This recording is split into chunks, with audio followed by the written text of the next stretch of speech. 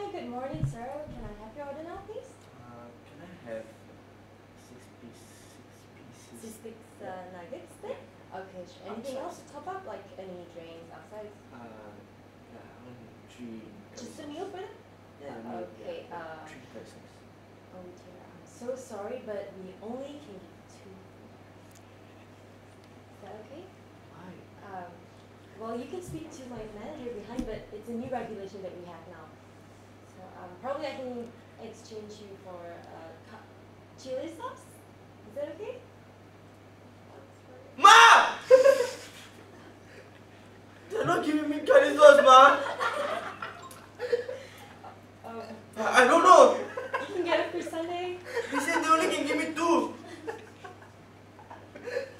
They want me to talk to the manager. Who's there? You say just go there, buy, come back, what? Hold on, sir. Oh, I have no control over this. I'm so sorry. It's not very much. Yeah, just, Please.